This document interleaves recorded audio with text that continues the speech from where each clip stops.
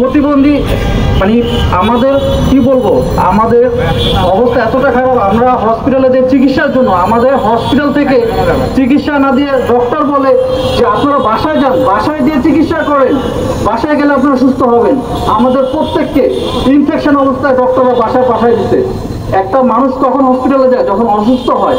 আর এই হসপিটাল, প্রতিটা সরকারি হসপিটাল প্রতিটা পেশেন্টকে বাসায় পাঠিয়ে দিচ্ছে যে আপনারা বাসায় যান, বাসায় যেয়ে আপনারা সুস্থ হন। আমরা কি বলবো, মানে আমাদের ডক্টররা, এই যে আমার যে পাকাটা গেছে এটা ডক্টরদের ভুল ছিল। যাই হোক, দেশের জন্য পা দিতে পারছি, এটাই তো সবচেয়ে বড় কথা। চাইলে দেশের জন্য আবার জীবন দিব, কিন্তু আমরা বৈষম্য বিরোধী ছাত্র আন্দোলনে নামছি বৈষম্য দূর করার জন্য, কিন্তু এখন দেখতেছি বৈষম্য চলতেছে। এই যে যারা আহত তাদের পাশে সরকার নেই, সরকারের কোনো লোক নেই, তারা মজমাস্তি করতেছে, তারা ফুর্তি করতেছে। যারা আহত আছে তাদের খোঁজখবর নিচ্ছে না। আমি চাই এই সরকার আগে আমাদের সুস্থ করুক, আমাদের চিকিৎসার দায়ভার নেই, তারপরে পঙ্গু হয়ে গেছি। আমরা বাইরে 2টা করে চোখ হারাইছে, 1টা করে চোখ হারাইছে, সবাই এখানে ভুক্তভোগী। সরকার যার যার অবস্থান অনুযায়ী সবাইকে পুনর্বাসনের একটা ব্যবস্থা করে দিবে। আগে সরকারের সর্বপ্রথম আমাদের দরকার চিকিৎসাটা জানি তারা বাস্তবায়ন করে, ফ্রি চিকিৎসা করে দেয়। শুধু মিডিয়াতে ফ্রি বললে হবে না, বাস্তবে আমাদের ফ্রি চিকিৎসার ব্যবস্থা করে দিতে হবে। এটাই আমরা চাই। আমরা চাই যে সরকার আমাদের পাশে থাকবে, আমরাও সরকারের পাশে থাকবো।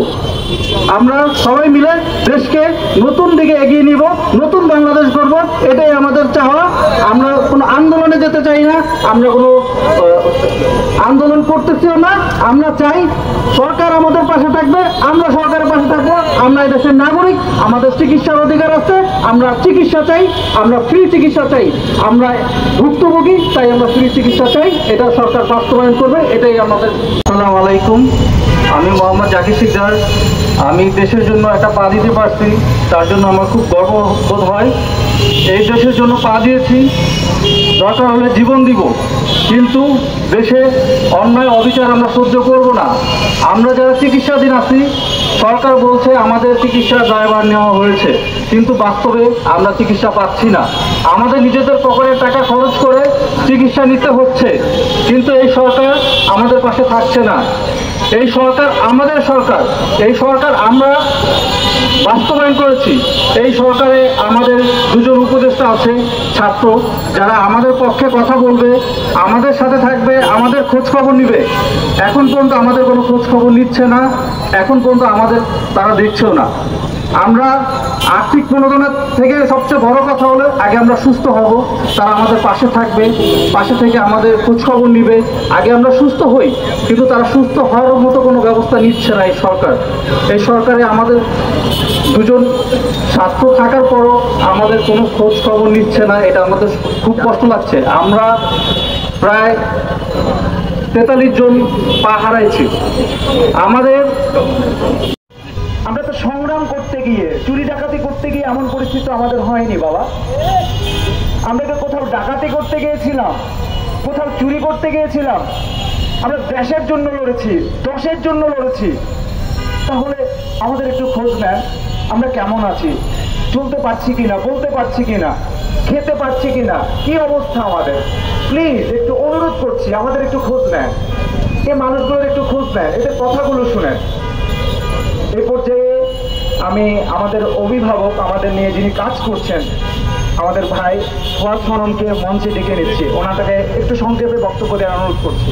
ওরা বলতে পারতো, ওরা হাত দিয়ে কাজ করতে পারতো, ওরা সারা জীবন দেখেছে, এসে ভর দিয়ে হাঁটেনি, দুচোখ ধরে পৃথিবী দেখেছে। এই আন্দোলনে তারা আজকে এই অবস্থায় রাস্তায় আসতে চায়নি, তারা তো অসুস্থ, কারণ আসবে কেন? আজকে আমাদের এই যে প্রক্রিয়া চলছে চিকিৎসার, সেখানে সুষ্ঠু পরিকল্পনার অভাব, সেখানে সমন্বয়হীনতা দেখতে পাচ্ছি আমরা, যার কারণে আজকে এই ছেলেগুলোর সুষ্ঠু চিকিৎসা হচ্ছে না। যেই চোখের চিকিৎসাটা আজকে হওয়া দরকার সেটা যদি আপনি 1 মাস পরে করতে যান তার রেটিনা আর কোনোদিন ফিরে পাবেন না। যেই নেপালের ছেলেগুলো আমাদের এখানে পড়ালেখা করে নেপালে গিয়ে ডাক্তার হয়, সেই নেপালি চিকিৎসকগুলোকে নিয়ে এসে যদি আপনি এখানে দেখাতে চান যে তাদের দ্বারা এক্সপার্ট চিকিৎসক দ্বারা চোখের চিকিৎসা করা হচ্ছে, তাহলে আসলে ভুল হবে। কারণ তারা তো আমাদের এখান থেকে লেখাপড়া করেছে, একই ধাঁচের একই মানের তারা চিকিৎসক। আমরা স্পষ্ট বলতে চাই, আমার ছেলেরা রাস্তায় থাকতে চায় না, তারা এমনিতে বঙ্গ হয়ে গেছে, আরো অনেক ছেলে ওয়েট করছে বঙ্গ হওয়ার জন্য। আপনারা দ্রুত ব্যবস্থা নেন, দ্রুত তাদেরকে একটা বড় বাজেট দেন তাদের সুস্থ চিকিৎসার জন্য।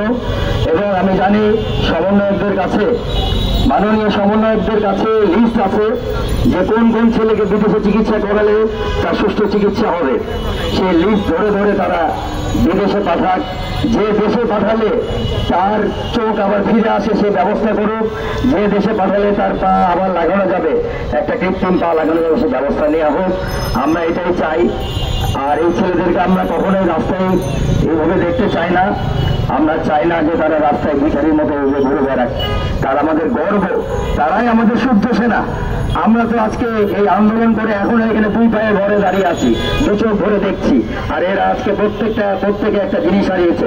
তাদেরকে আমাদের স্যালুট জানানো উচিত, তাদেরকে আমাদের দাঁড়িয়ে সালাম দেওয়া উচিত, তাদেরকে নিপীড়ন, নিগৃহীত, অবহেলিত করা উচিত না। ধন্যবাদ সবাইকে।